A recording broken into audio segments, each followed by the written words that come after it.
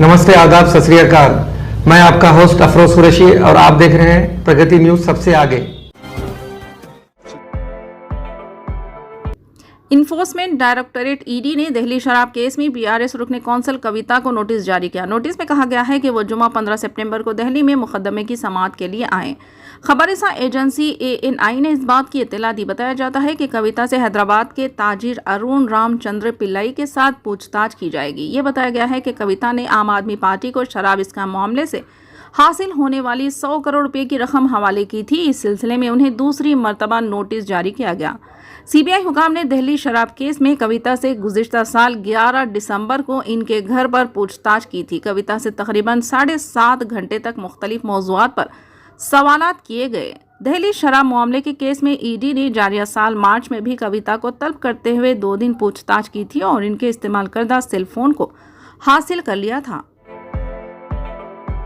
तेलंगाना के गवर्नर तमिलसाई सौंदरराजन ने जुमेरात को Telangana state road transport corporation को रियासती हुकूमत में ज़म करने के जज्बे बिल को मंजूरी दे दी है। नई तरक्की के साथ टीएसआरटीसी मुलाजमीन को सरकारी खिदमात से जोड़ दिया जाएगा। गवर्नर ने अपने 10 सिफारिशात के जवाब में हुकूमत के इक़दामात का बखूबी जायज़ा लिया, जो मुलाजमीन की नुमाइंदगी और कॉरपोरेशन की मजमूई बहबूद को मद्देनज़र रखते हुए की गई थी। उसके बाद इन्होंने अपने इत्मीनान का इजहार किया कि सिफारिशात को तंदुही से हल किया गया है। गवर्नर ने टीएसआरटीसी के तमाम मुलाजमीन को अपने मुबारक और नेक तमन्नाओं का इजहार भी किया, जब वो सरकारी मुलाजमीन के तौर पर अपने नए किरदार का आगाज कर रहे हैं। जुमेरात को मुजफ्फरपुर में भागमती नदी में एक बड़ा हादसा पेश आया। स्कूल के बच्चों से भरी किश्ती दरिया में डूब गई। यह हादसा गानघाट थाना इलाके के बीनियाबाद में पेश आया। किश्ती में 30 से ज़ायद बच्चे सवार थे। अब तक 20 बच्चों को बाहर निकाला जा चुका है। 10 बच्चे ताहाल लापता है। एसडीआरएफ की टीम गानघाट और बिनियाबाद पुलिस के साथ मौके पर पहुंच गई। भागमती में रेस्क्यू ऑपरेशन शुरू कर दिया गया है। मौके पर मौजूद गांव वालों ने बताया कि हर रोज़ की तरह जुमेरात को भी बच्चे किश्ती पर स्कूल जा रहे थे। किश्ती में 30 से ज़ायद बच्चे सवार थे।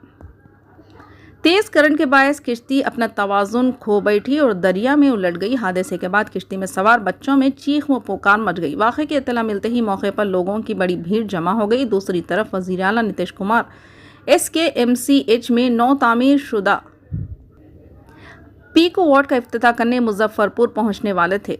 वज़ीर आला की आमद से कबल इस बड़े हादसे के बाद इंतजामी महकमे में हलचल मच गई। सीलिंग फैन में छुपा कर लाया गया सोना शमशाबाद इंटरनेशनल एयरपोर्ट के कस्टम हुकाम ने एक मुसाफिर के पास से जब्त कर लिया। ये मुसाफिर कोलमपुर से हैदराबाद पहुंचा था। इसके सामान की तलाशी के दौरान 38.62 लाख रुपये मालियत का 636 ग्राम सोना जब्त किया गया। एक और मामले में पतलून में छुपा कर लाए गए सोने को कस्टम हुकाम ने जब्त कर लिया। यह मुसाफिर रियाद से हैदराबाद पहुंचा था। इसके पास से 35.85 लाख रुपये मालियत का 582 ग्राम सोना जब्त कर लिया गया, जो इसने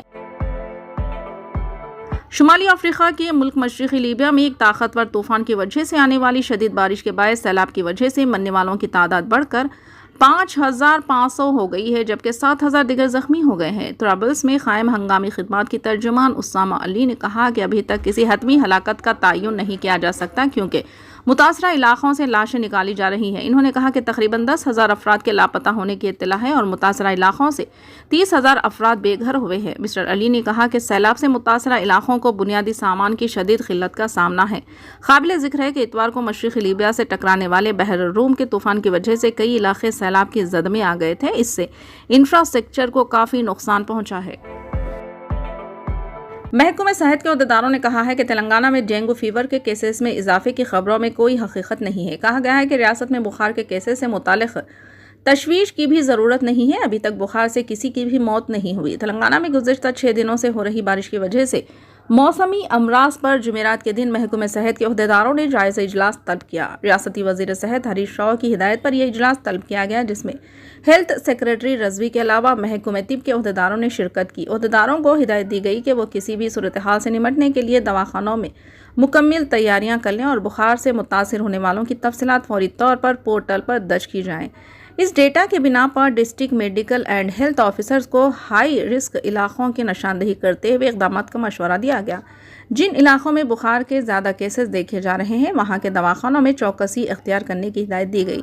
साथ ही अगर किसी मरीज में किसी भी तरह की अलामत पाई जाती है तो फौरी इलाज शुरू करने की हिदायत दी गई।